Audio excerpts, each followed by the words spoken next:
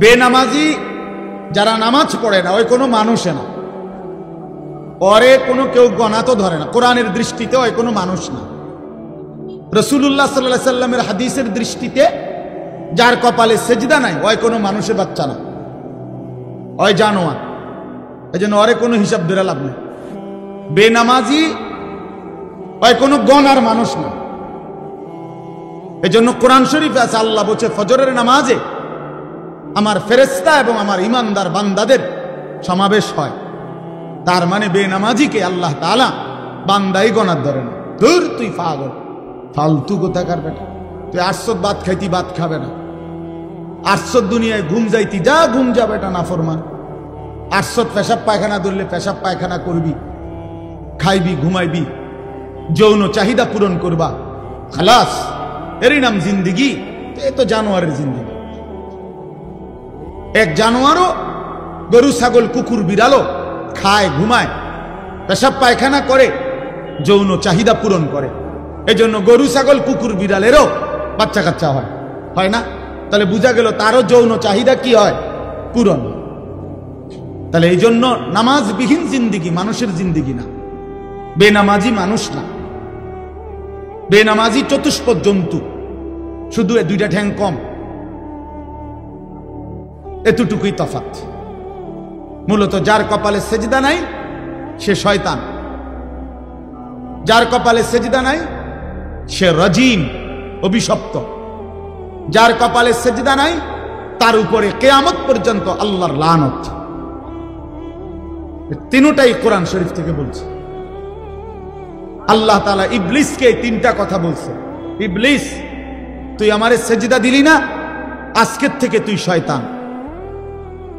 এর আগে ইবলিসকে শয়তান বলতো না, এর আগে ইবলিস শয়তান ছিল না, সে মুআল্লিমুল মালাইকা ছিল, ফেরেশতাদের শিক্ষক। যেদিন থেকে সেজদা দেয় নাই সেদিন থেকে শয়তান। আল্লাহ বলছে ফাখরুজ ফা ইন্নাকা রাজিম, ইবলিস তুই আমারে সেজদা দিলি না, বের হ, তুই অভিশপ্ত, রাজিম। আউযু বিল্লাহি মিনাশ শাইতানির রাজিম। এ আল্লাহ বলছে যেদিন সেজদা দেয় নাই সেদিন থেকে আল্লাহ বলছে তুমি আজকের থেকে ফা ইন্নাকা রাজিম, তুমি অভিশপ্ত। আল্লাহ বলছে ওয়া ইন্না আলাইকাল লানাতা ইলা ইয়াউমিদ্দিন, ইবলিস তুই আমারে সেজদা দিলি না, আজকের থেকে নিয়ে কিয়ামত পর্যন্ত তোর উপরে আমি আল্লাহর লানত। এজন্য সেজদাবিহীন নাফরমানের উপরে আল্লাহর লানত। কতক্ষণ? প্রতিদিন 2 ঘন্টা।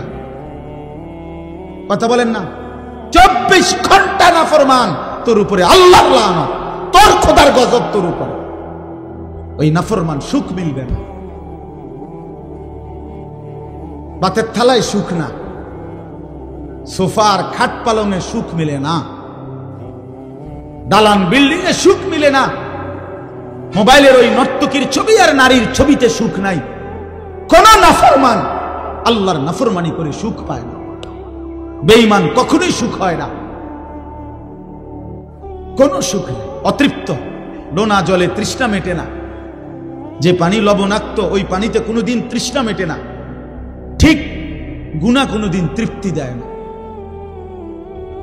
ওই দুশ্চরিত্র যুবককে জিজ্ঞেস করে দেখেন, কত লক্ষ নারী উলঙ্গ দেখলে তোমার তৃপ্তি হবে? সে বলতে পারবে না। সারা পৃথিবীর নারী ল্যাংটা উলঙ্গ করেও যাকে দেখাইলে তার শখ মিটবে না, সে আরো দেখতে চাইবে। কারণ গুনাহ কি দেয় না? তৃপ্তি। কিন্তু এক নারী হালাল স্ত্রী এক পুরুষের 60 বছর পার হয়ে যায়, এক পুরুষের 70 বছর পার হয়ে যায় একজন পবিত্র স্ত্রী দিয়ে। কারণ হালাল যে। এক গ্লাস পানিতে তৃপ্তি হয়ে যায় তৃষ্ণার্ত। এক সাগর মদ পান করলেও এই মদখোর, নেশাখোর, গাঞ্জাখোর, ফুট্টাখোর, বাবাখোর, এই ডাইলখোর, হারামখোরের তৃপ্তি হয় না। এক সাগর মদও যদি খায় এই হারামখোরের কোনো তৃপ্তি নেই। কারণ গুনাহ কি দেয় না? তৃপ্তি। এটা একটা গুরুত্বপূর্ণ মূলনীতি, মনে রাখবে। লোনা জলে তৃষ্ণা মেটে না, কি কইছি কম? হ্যাঁ ঠিক। গুনায় কি আসে না? তৃপ্তি আসে। তৃপ্তি আসে না। কোন নাফরমান, সুদখোর, এই কিস্তিখোর, হারামখোর, এগুলো একটাও সুখে না। দুনিয়া তারে রাক্ষসের মতো কামড়াইয়া খায়, তার সারাক্ষণ শুধু অস্থিরতাই থেকে যায়। দুনিয়া দুনিয়া লা ইয়ামলা আফাহু ইল্লা তুরাব। আল্লাহ বলে নাফরমানের পেট ভরবে না, মুখ ভরবে না। লা ইয়ামলা আফাহু, তার মুখ ভরবে না, ইল্লা তুরাব, কবরের মাটি মারা পর্যন্ত, কবরের মাটি ফেলা পর্যন্ত তার মুখ ভরবে না। রাসূলুল্লাহ সাল্লাল্লাহু আলাইহি ওয়াসাল্লাম বলেছেন, গুনাহ তৃপ্তি দেয় না, হারাম তৃপ্তি দেয় না। প্রিয় বন্ধু আমার, নওজোয়ান সাথী আমার, এক ভাইও যদি বুঝে থাকো ভাইয়া, তো আমি তুমি একজনের জন্যই মনে করো বললাম, গুনাহ তৃপ্তি দেয় না। সারা রাত অশ্লীল উলঙ্গ ছবি, মোবাইলের এই নাচ গান, এটা কশ্চিন কালেও সুখ দিবে না। বেপর্দা নারী একটাও সুখে নাই। দেখেন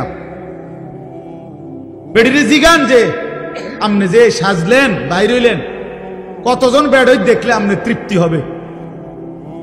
আপনি একটা হিসাব দেন,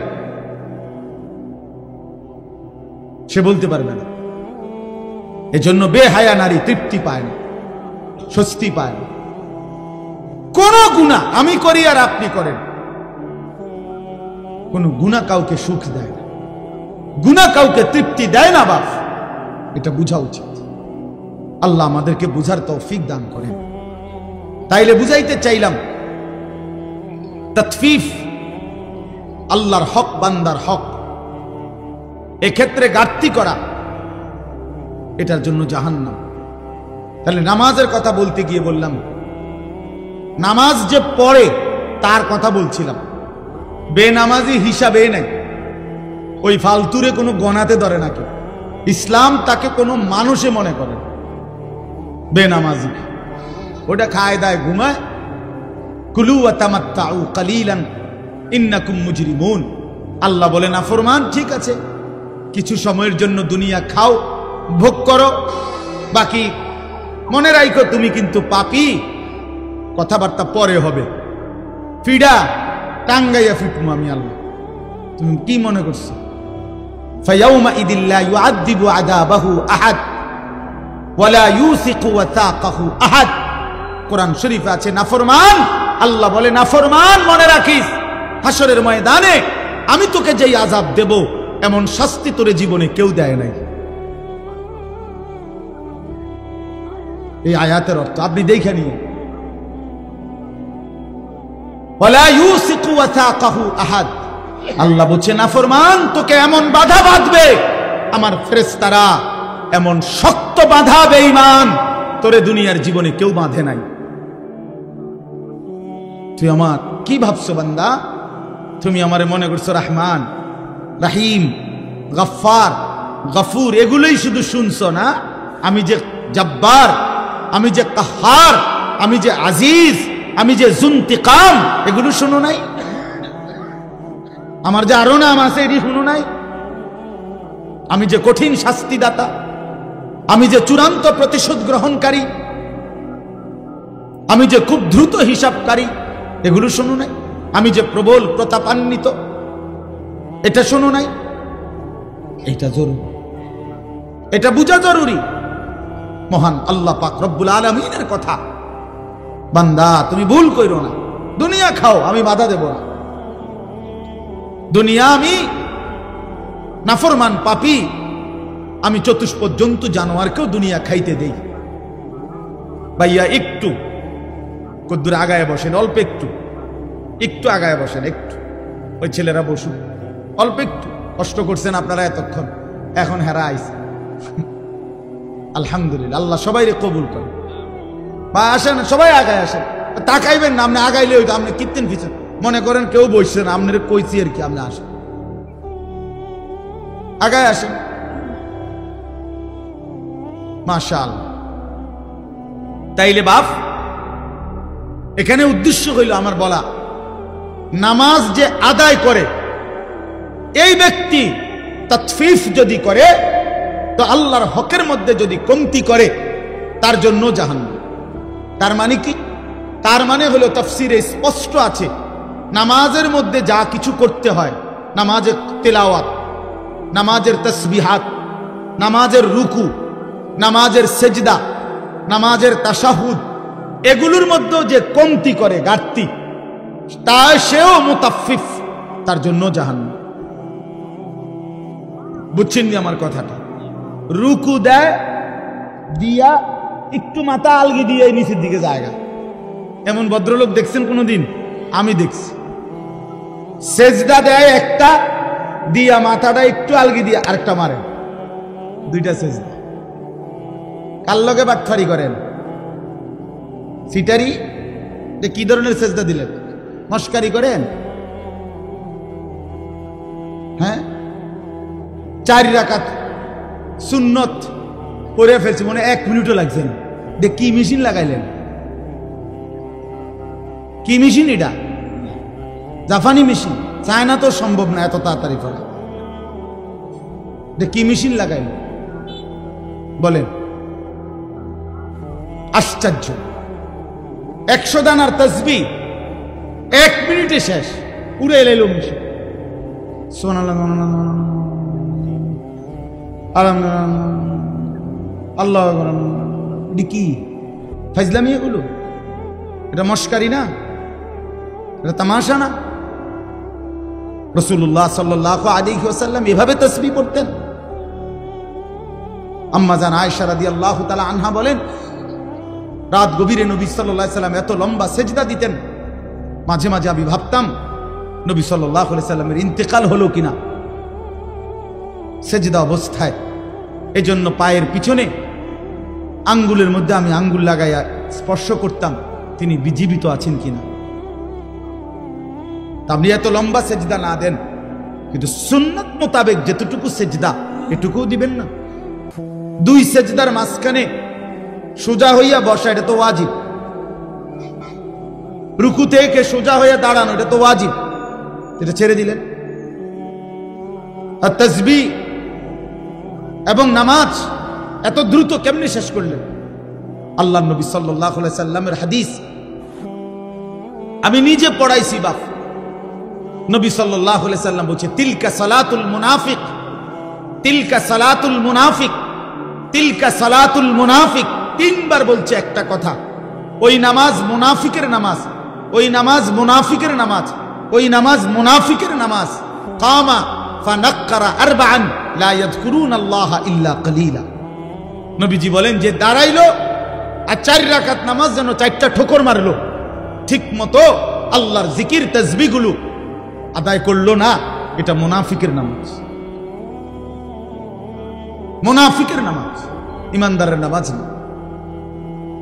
কোরআন শরীফে আল্লাহ তাআলা স্পষ্ট, কোরআন শরীফে আছে মুনাফিকের প্রথম চিহ্ন। মুনাফিকের হাদিসেও চিহ্ন আছে, কোরআনেও আছে।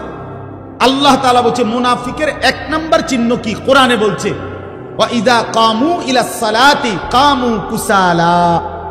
মুনাফিক কাকে বলে? আল্লাহ কোরআনে বলছে তারা যারা নামাজ আদায় করে অলস ভাবে। নামাজ পড়ে না এটা না, আগেই বলছি, যে নামাজ পড়ে না তারে কোনো কি নাই, তে কিচ্ছুই না, তে ফায়জামাও না, ফ্যানও না, হাফ প্যান্টও না, ফুল প্যান্টও না, এটা প্লাস্টিক, এটা বাদ, আগেই বাদ।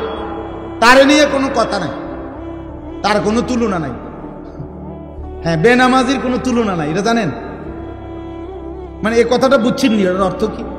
বেনামাজির কোনো তুলনা নাই মানে কি? মানে বেনামাজিকে কোনো জানোয়ারের সাথেও তুলনা দিলে ওই জানোয়ারকে অপমান করা। হ্যাঁ, এই জন্য আল্লাহ বলে দিছে বালহুম আদাল, বরং সে জানোয়ারের চাইতেও নিকৃষ্ট। এই জন্য বেনামাজির কোনো তুলনা নাই। তারে ছাগল বললে ছাগল প্রতিবাদ করবে। মহান আল্লাহ কি কারণে আমার সাথে তারে তুলনা দিল কি লেগে? যদি এমন হইতো আমারও সেজদার যোগ্যতা দিছেন, তারেও দিছেন, কিন্তু আমিও দেই না, সেও দেয় না, তাইলে না মিলতো? কথা বোঝেন নাই? এ প্রতিবাদ করবে। কুকুর বললে কুকুরে প্রতিবাদ করবে। কুকুর বলবে মহান আল্লাহ পরারে বলেন আমার লগে তুলনা দিল কেন? এই নাফরমান বলে, আমারে আপনি তো সেজদার যোগ্যতাই দেন নাই, তাকে তো দিছেন। কথাটা উড়াই দিয়েন না।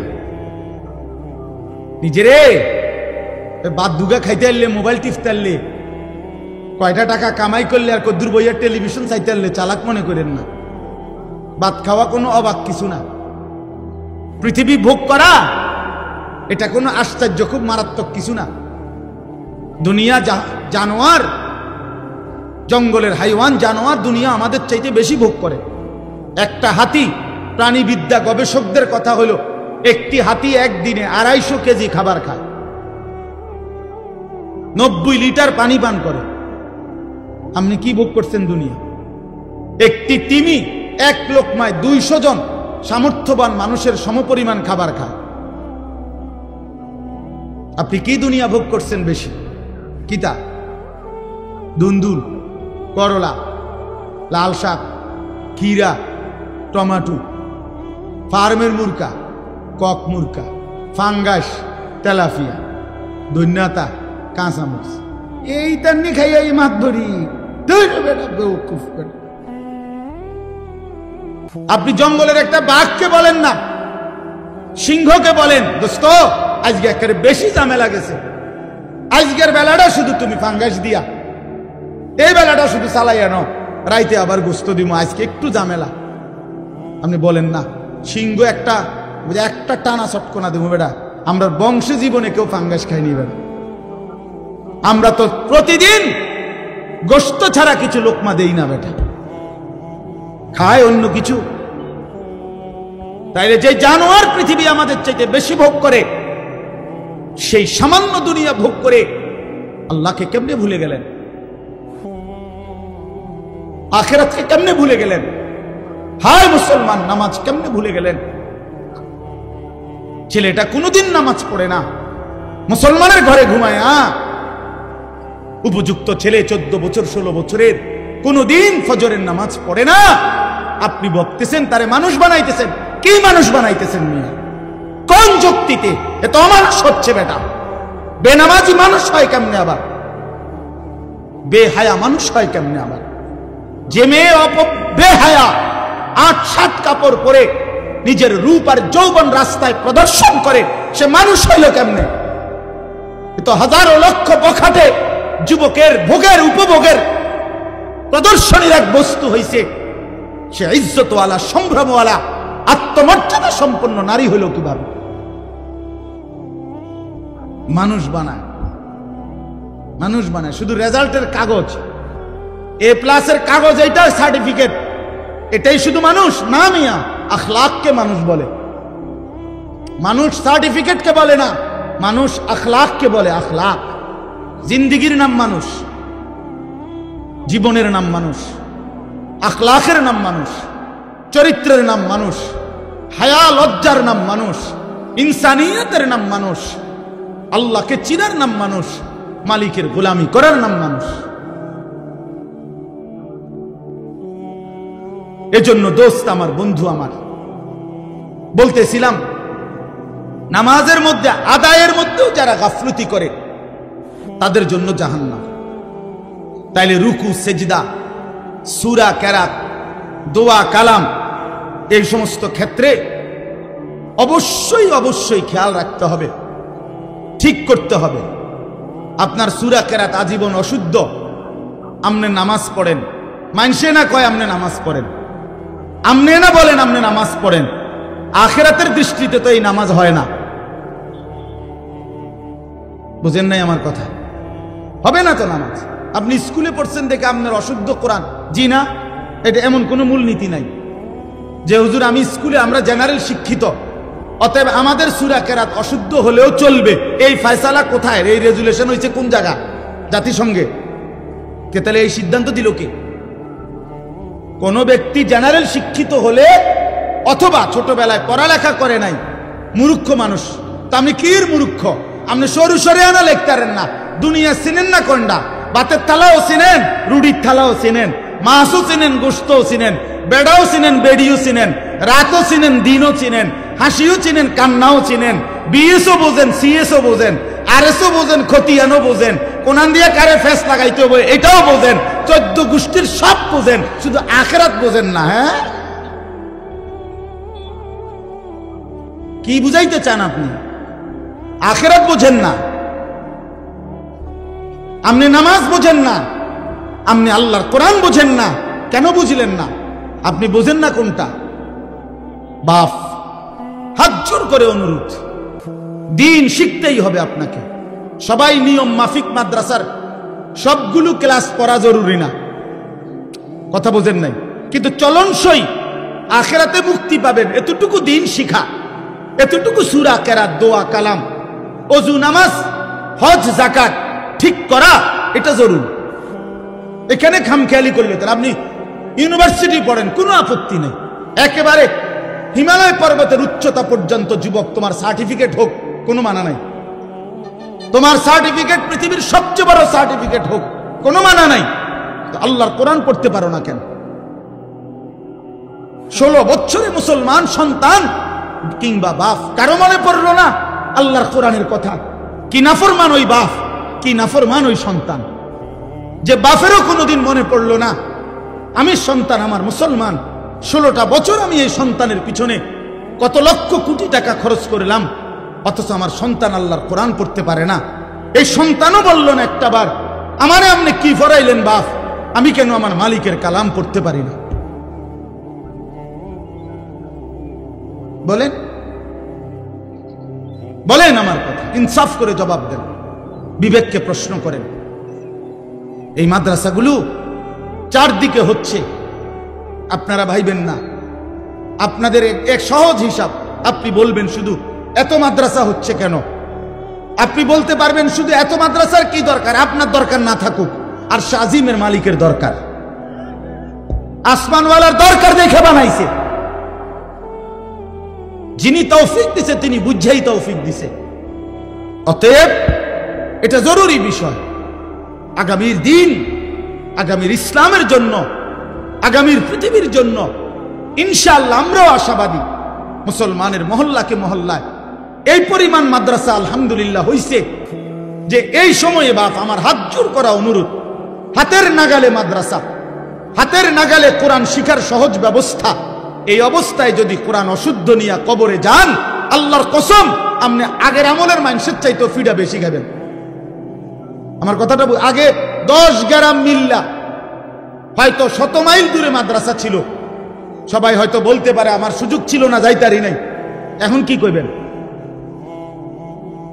এখন কি বলবেন? এই রাস্তার থেকে ওই মাসা পর্যন্ত কয়টা মাদ্রাসা, রাস্তার দোনো পাশে। এখন আপনি কি বলবেন? এখন কোন যুক্তিতে এই 10 হাত পর্যন্ত গিয়েও 10টা সূরা ঠিক করতে পারলেন না?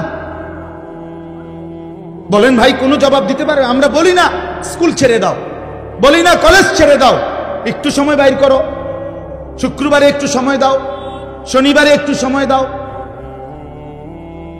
একটু সময় হোক না। আল্লাহর কোরআন সহজ, আল্লাহর কোরআন সহজ। আপনার ছেলেটাকে কোরআন থেকে কেন বঞ্চিত করলেন? আল্লাহ থেকে বঞ্চিত করে তারে সুখ দিবেন কেমনে? রাসূল থেকে বঞ্চিত করে তারে সুখ দিবেন কেমনে? এই বাপ, কার হাতে তুলে দিয়ে গেলেন তারে? কার হাতে? আপনি তো কবরে চলে যাবেন, আগামী সন্তানটাকে কার হাতে দিয়ে গেলেন? আমি বললে আমার লাভ। আল্লাহর কথা বলবার জন্য, শুনবার জন্য সংখ্যা কোনো বিষয় না, কতজন এটা কোনো বিবেচ্য বিষয় না। আল্লাহর কথা বলতে পারা এটাও সৌভাগ্য, শুনতে পারা এটাও সৌভাগ্য। এখানে এটাই মূল বিষয়, মালিকের কথা আমি বলতে পারছি কিনা, হোক সেটা একজনের জন্য। ফাওয়াল্লাহি লা আন ইয়াহদিয়াল্লাহু বিকা রাজুলান ওয়াহিদান খায়রুন লাকা মিন হুমুরিন নাআম। আল্লাহ নবী সাল্লাল্লাহু আলাইহি ওয়াসাল্লাম বলেন, এটা রেহাল আনাই বাচ্চাদের, এ বাবা তোমরা একটা রেহাল নিয়ে আসো, প্লাস্টিকের যে রেহাল কোরআন শরীফ রাখে যে, মাদ্রাসা ছাত্রনী তোমরা যাও, ওই কাঠের গুলা না, প্লাস্টিকের গুলো। তো নবী সাল্লাল্লাহু আলাইহি ওয়াসাল্লাম বলেন যে আল্লাহর কসম, তোমার দ্বারা একজন ব্যক্তি আল্লাহর পথ পাওয়া গোটা আরবের সমস্ত দামি ওট তোমাকে হাদিয়া দেওয়ার চাইতেও উত্তম। রজুলান ওয়াহিদা, একজন মাত্র। তাহলে এর দ্বারা বোঝা গেল একজন মানুষের পরিবর্তনের আশাতেও বলা উচিত, চেষ্টা করা উচিত যে হোক আমার জিন্দিগির মেহনত দ্বারা আল্লাহর একজন বান্দাই আল্লাহর পথে ফিরছে। আমার আখিরাতে নাজাত দরকার, আমার পরকালের মুক্তি দরকার। সারা পৃথিবী চিনলেও কিছু যায় আসে না, না চিনলেও কিছু যায় আসে না। মানুষের কাছে এই পরিচিতি দিয়ে তেমন কোনো ফায়দা নেই, উল্লেখযোগ্য কিছুই নেই। মনে করেন কোরআনুল কারীমের মধ্যে 25 জন নবীর নাম আছে, একবারে গোনা। এখন নবী রসুল কি 25 জন? তৈলে 1.25 লক্ষ আম্বিয়া কেরাম, তো বাকিদের তো নাম নাই, কেউ জানে না। অন্যান্য কিতাবে খুঁজলে আরো নইলে 2-4-20 জনের নাম পাওয়া যাবে। তা তাইলে লক্ষের চাইতে বেশি নবী রসুলের নাম তো পৃথিবীর কেউ জানে না। তাইলে ওনারা কি ব্যর্থ? ব্যর্থ। আমাদের প্রিয় নবী সাল্লাল্লাহু আলাইহি ওয়াসাল্লাম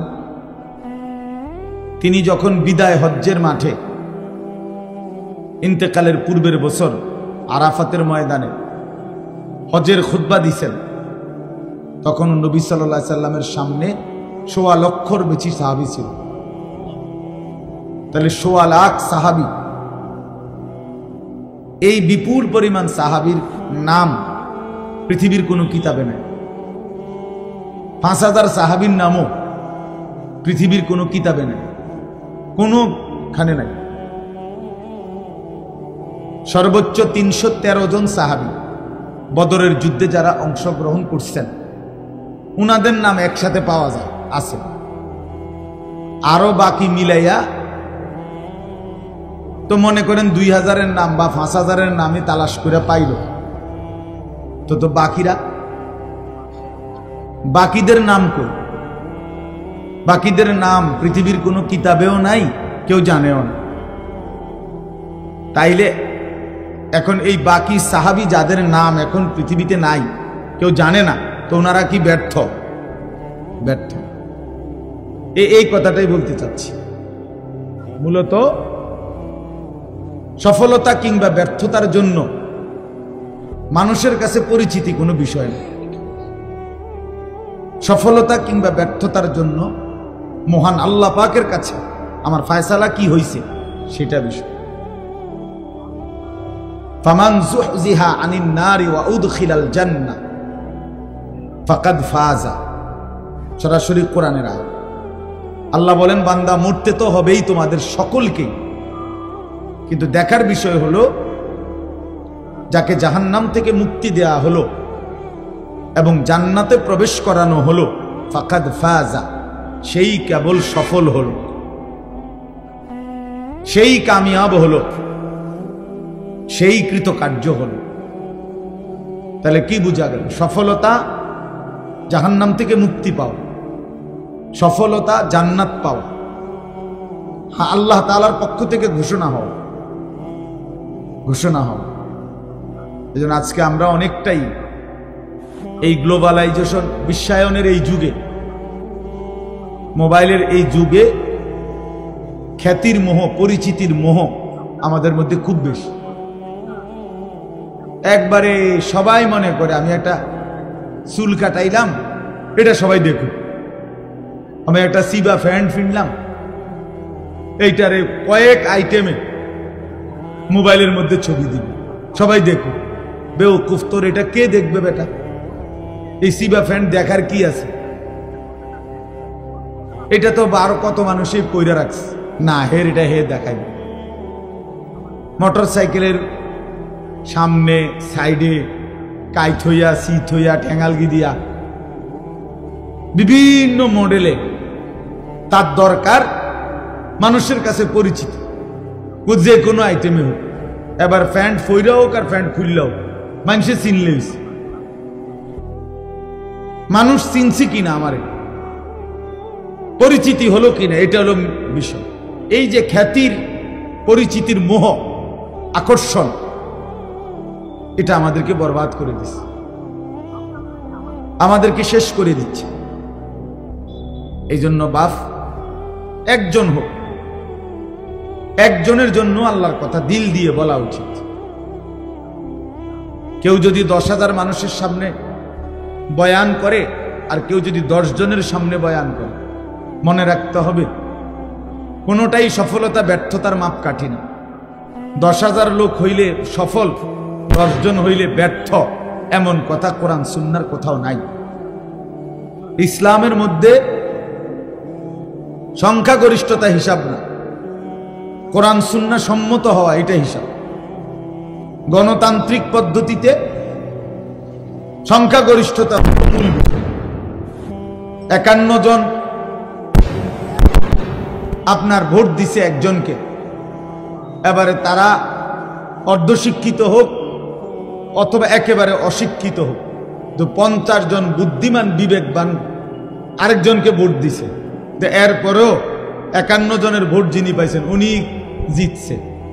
কারণ এখানে সংখ্যা বেশি, একজন বেশি, একজন বেশি। এখানে যোগ্যতা বিষয় না, এখানে মূল বিষয় হলো ভোট একটা বেশি।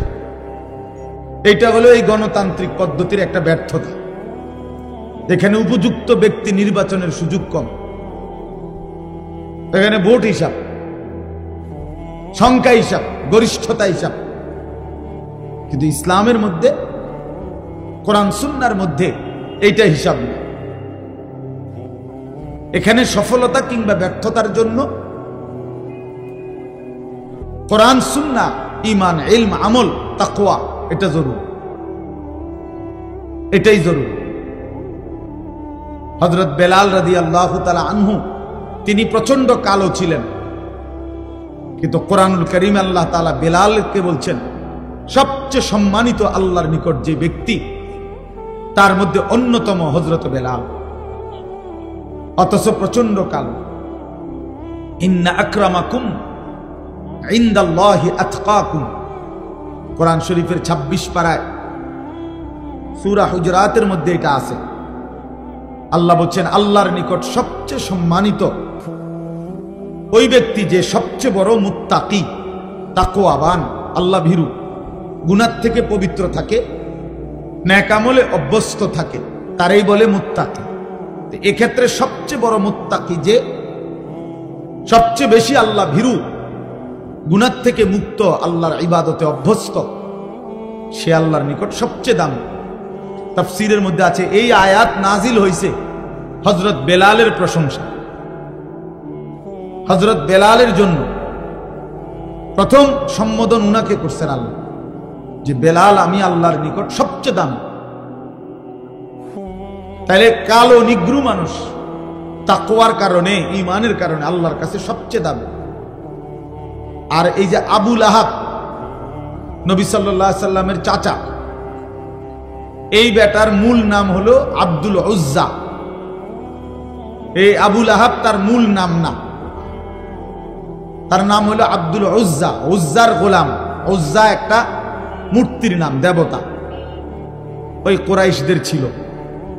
কিন্তু সে এত বেশি সুন্দর ছিল, একেবারে টকটুকা লাল সুন্দর, বেশি সুন্দর আছিল। এই জন্য লোকেরা তাকে বলতো আবু লাহাব, একেবারে লালের বাপ, সুন্দরের বাপ, সুন্দরের আব্বা। কিন্তু সে হলো চিরনিকৃষ্ট জাহান্নাম। তাহলে চেহারায় তো সবচেয়ে সুন্দর, কিন্তু পরিণতি তো জাহান্নাম, নিকৃষ্ট। চেহারায় তো একদম কালো বেলাল, কিন্তু পরিণতি তো আল্লাহর কাছে সর্বোচ্চ দাম। তাহলে কি বোঝা গেল? এখানে বাহ্যিক এটা বিষয় না, ঈমান, ইলম, তাকওয়া এটা মূল বিষয়।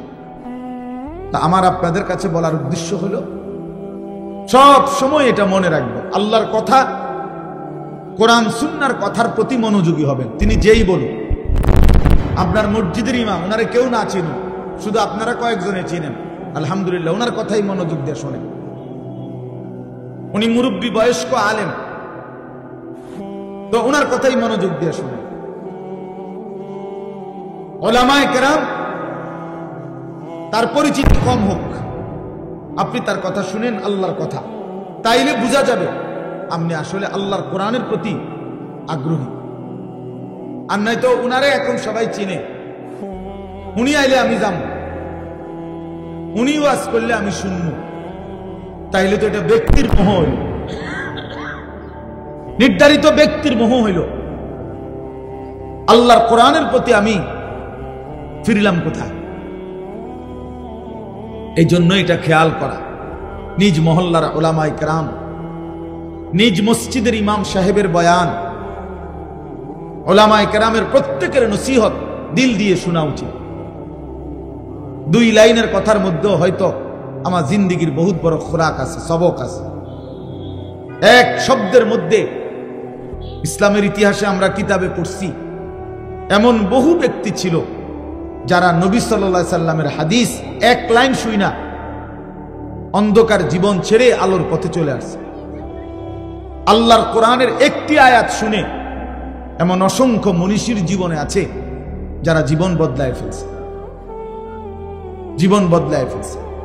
একজন বিখ্যাত মুহাদ্দিস আলেম ছিলেন মুহাম্মদ ইবনে মাসলামা আল কানাবি রাহমাতুল্লাহি আলাইহি, অনেক বড় মুহাদ্দিস। তো উনি বাজারের মধ্যে সন্ত্রাসী, বাজারে চাঁদাবাজি করতেন, উগ্র ছিল, বখাটে ছিলেন, বন্ধু বান্ধব নিয়া নেশা করতেন, আড্ডা দিতেন এবং বাজারে উচ্ছৃঙ্খল আচরণ করতেন। একদিন ওই বাজারের পাশ দিয়ে একজন বড় মুহাদ্দিস আলেম যাইতেছিলেন, ইনি তারে টিটকারি কইরা বলছে, এই হুজুর খারাপ, তাই আপনি কি হাদিস জানেন বলেন দেখি, একটা হাদিস বলেন। তো এইটা বলাতে ওই আলেম ইমাম শুবা রাহমাতুল্লাহি আলাইহি উনি নিয়ত করলেন মনে মনে যে আল্লাহ, তোমার বান্দাকে দেখেই বোঝা যাইতেছে উচ্ছৃঙ্খল, বখাটে, কিন্তু শুনতে তো চাইছে আপনার বন্ধুর হাদিস, টিটকারি করে একো মস্কারি করেই বলুক, হাদিস তো শুনতে চাইছে, আমি একটা হাদিস বলি, আপনি বরকত দিয়েন। এই কথা বলে বলছে, যুবক শোনো, নবী সাল্লাল্লাহু আলাইহি ওয়াসাল্লাম বলছেন, ইযা লাম তাস্তাহি ফাসনা মা শি'তা, যখন কারো লজ্জা নাই, শরম নাই, তো এবার তুমি যা ইচ্ছা তাই করো। যার হায়া নাই, যার শরম নাই, সে যা ইচ্ছা তাই করুক। নবী সাল্লাল্লাহু আলাইহি সাল্লাম বললেন, আমি জানি না, যা তোর যা মন চায় তাই কর, যেহেতু তোমার কোনো লজ্জাই নেই, হায়াই নেই, শরমই নেই। এইটা রাসূলুল্লাহ সাল্লাল্লাহু আলাইহি ওয়াসাল্লামের হাদিস। এই কথা বলে তিনি চলে গেলেন। এই যুবক মুহাম্মদ ইবনে মাসলামা ওইখানেই বসে রইলেন। তো সাথের বন্ধুরা বললেন, ওস্তাদ উঠতেন না, চলেন। বলছে, না, তোমরা কি বুঝছো বন্ধু, এই হাদিস তো নবী সাল্লাল্লাহু আলাইহি সাল্লাম আমার জন্য বলছে, আমি তো লজ্জা নাই, শরম নাই, যার ফলে যা মন চায় তাই করি,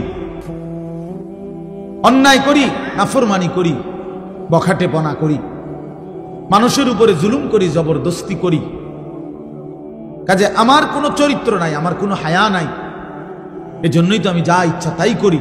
তো রাসূল সাল্লাল্লাহু আলাইহি সাল্লাম তো এই তিরস্কার আমারে করছেন, যাও ছেড়ে দিলাম অন্ধকার এই রাস্তা। এই এক কথার উপরে পরবর্তীতে উনার কাছে গেছেন ওই ইমাম শুবা, ওই যিনি বলছিল হাদিসটা, উনার কাছে গিয়ে উনার ছাত্র হয়ে হাদিস শিখে ওই জামানার সর্বশ্রেষ্ঠ মুহাদ্দিস হয়েছে। এই এক কথায় জিন্দেগি বদলে গেছে, এক হাদিস জীবন পাল্টায় দিছে। এই জন্য বাপ, আল্লাহর কথা দিল দিয়ে শুনবেন, নিজ মহল্লার ইমাম সাহেব, উলামায়ে কেরাম প্রত্যেকের কথা দিল দিয়ে শুনবেন। আসরের পরে বলুক সেটাও দামি, জোহরের পরে বলুক এটাও দামি, 20 মিনিট বলুক এটাও দামি, 2 ঘন্টা বলুক এটাও দামি। প্রত্যেকের কথাকেই আল্লাহর কথা যখন বলে দামি মনে করা উচিত, তাইলে বরকত হয় নিজের মধ্যে। আর নাই তো শুধু ব্যক্তি বিশেষের মোহ হইলে এটার মধ্যে জিন্দেগি হয় না। আল্লাহ আমাদেরকে বুঝার তৌফিক দান করেন। মোবাইল যাদের হাতে আছে দয়া করে এই হাতের মোবাইলটা নিয়ে ব্যস্ত না হইলে ভালো। এইটা নিয়ে আপনি রেকর্ড করলো হাতে ধইরা কাম হইতো না, আপনার জীবনে সদর বদরেই যাবে। এই মোবাইলের ব্যস্ততা এটা দিলের মধ্যে সারাক্ষণ খসখস করে, সারাক্ষণ অন্তরের মধ্যে এই কথাই আসা যাওয়া করে যে মোবাইলে উঠতেছে কিনা, আওয়াজ ক্লিয়ার কিনা, রেকর্ড সুন্দর হচ্ছে কিনা, ইত্যাদি ইত্যাদি। ফলে আর আসলে এই বেচারা নিজের জন্য কিছুই বুঝে না। যেমন আছে অপদার্থ এমন অপদার্থই থাকে, বদলায় না। এজন্য 1 কোটি মোবাইলের ওয়াজের চাইতেও আল্লাহর কোনো বান্দার সরাসরি কথা শোনা 1000 কোটি গুণে বেশি উত্তম। এটাই সর্বযুগে পরীক্ষিত কথা, এটা তাজরিবা অভিজ্ঞতা লব্ধ কথা যে জিন্দেগি বদলা সরাসরি সোহবতে, সরাসরি সান্নিধ্যে হক্কানি রব্বানি মুত্তাকি উলামায়ে কেরাম কোন আল্লাহওয়ালার কাছাকাছি সান্নিধ্যের বরকতে, তার নৈকট্য সংস্পর্শের বরকতে মানুষের জিন্দেগি বদলায়। এই জন্য প্রিয় ভাই, এই যারা যে কয়েকজনের হাতে মোবাইল, এগুলা নামায় ফেলেন, এমনি শুনেন, অল্প একটু কথা এমনি শুনলে বরকত হবে। আল্লাহ আমাদেরকে তৌফিক দান করেন। কোরআনুল কারীমের 30 নম্বর পারা, 83 নম্বর সূরা, এনে এসে বসেন, লাল রুমালওয়ালা এখানে এসে বসেন। আচ্ছা, আপনার সুবিধা মনে হইলে আপনি তো বহুত বড় বুজুর্গ নিচে বইয়া গেছে, আল্লাহ কবুল করেন।